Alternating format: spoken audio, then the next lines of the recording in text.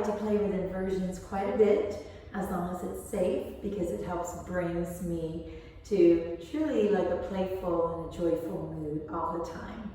There are different ways that I strengthen my bandhas. Oftentimes when I get a request for inversions, most of it would be about how do you bring yourself to the strength of your core, your inner strength, your bandhas, and your focus and your concentration to withstand the pose. So again, the answer to that is basically practice, practice, practice makes progress. And if you continue to practice and kind of study a little bit of the anatomy and physiology of your own body, you probably will start to enjoy your own inner strength and deliver you to places that you've never been before. So I think of it like an adventure, like an exploration, a discovery, that each time you're on the mat to try to attempt some of the inversions, that you can be playful about it, and then you can discover new places, new heights, new growth for yourself. So let's talk about, like for example, let's talk about headstand. Remember now, the disclaimer to this video is that you need to study in the presence of your teacher. Don't try to attempt everything that you just learned over the video. This particular inversion is going to be for people that already have a practice of an inversion. So trying to attempt this and you don't have any practice of an inversion is not going to be wise and not advisable or recommended whatsoever. So for those of you that already have an inversion, I like to play with quite a bit of them. So let's talk about the classical Sirsasana, the headstand. So here's my classical Sirsasana on the headstand. So right now, I'm just going to get to the crown of my head and find my own placement and drop my knees down and my arms.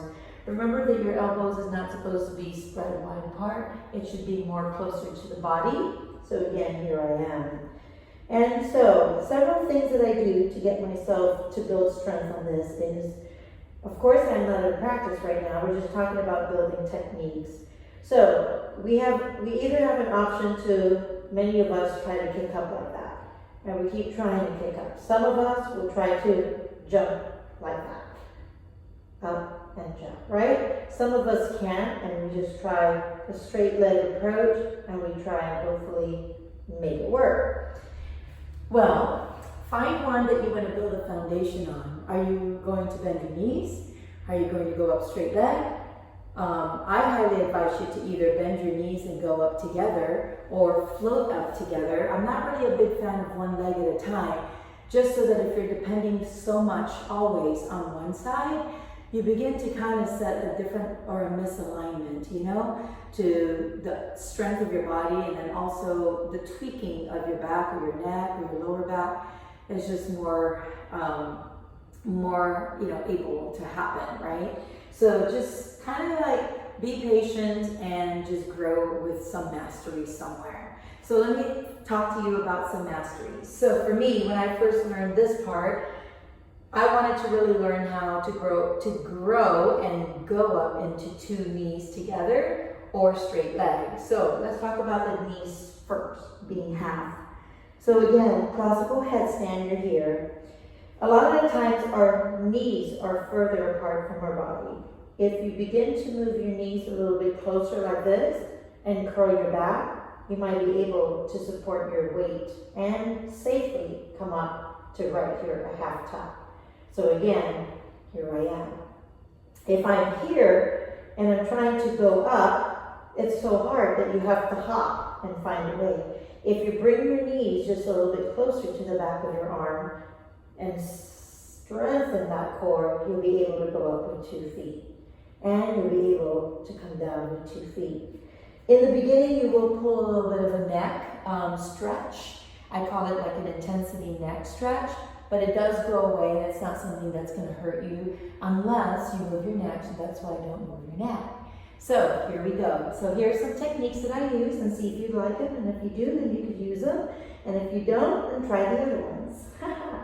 And here we go. So 2 feet together going up and staying hovering, and keep your knees and your chest together and just tap the floor. 2 feet together again going up. And again, as you know, I'm talking while I'm doing this, so I'm still breathing. And then again, coming down. And now, 2 feet together, maybe opening up a little bit more, coming down. Opening up a little bit more, coming down. My toes are active, opening up a little bit more, coming down.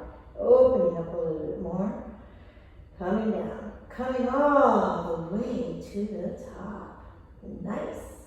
And slowly floating, coming down. Coming all the way to the top. Slowly floating, coming down, all the way to the top. Slowly floating, coming down. Last 2, all the way to the top. And coming down. And your last one, flow it up.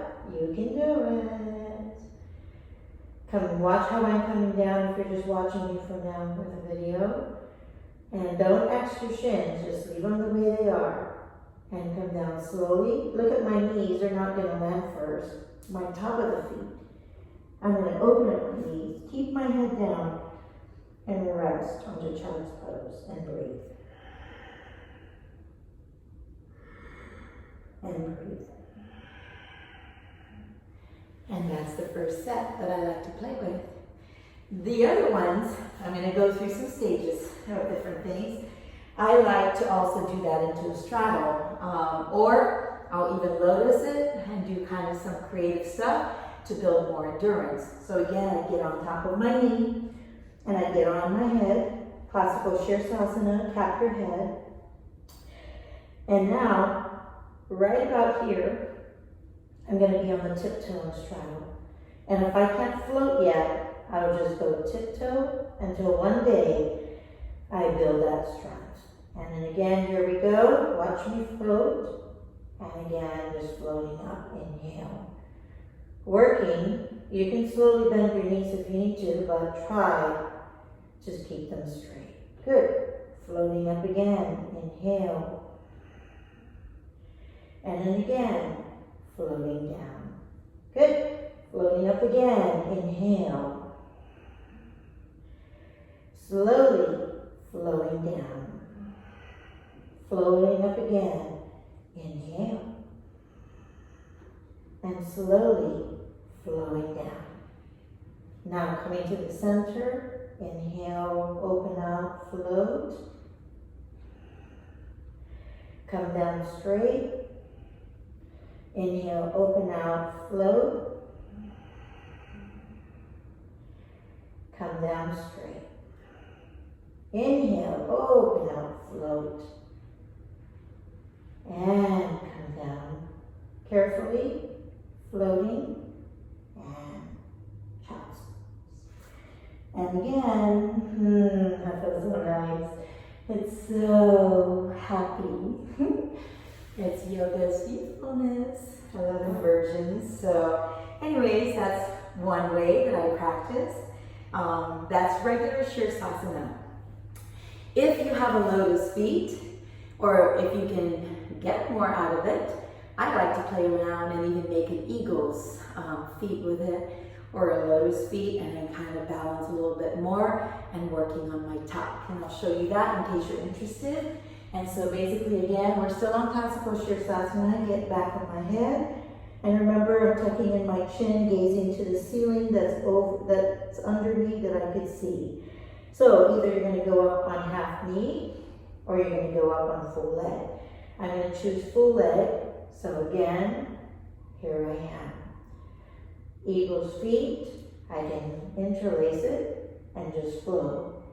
And I can bend it towards my stomach and top. 1, 2, 3, 4, 5. And then again, balancing. Good. Keep your feet active. And then again, balancing. And then again, switch. And careful. And then again, nice. And again, balancing, core strength. Abundance. And then again, balancing. Good. And then I talked about the lotus. Building your lotus. Right first, and the left. So here's the tuck. Staying here and just open it out. Make sure your toes are active. Tucking it in, maybe here, maybe here, maybe here, or maybe here. And then bring it back up. Beautiful.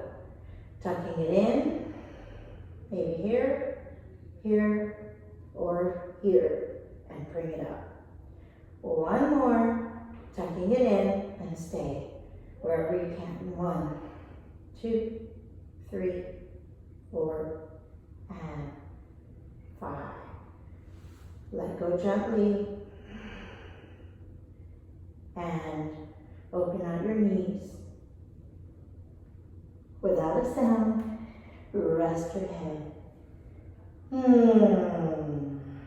Loving inversions. That was the classical Sirsasana. So give that a try, and that's her step. Now check me out in the next video to go into tripod and playing around with tripods to build your core strength and abs and structure. Aloha, namaste, peace. See you soon.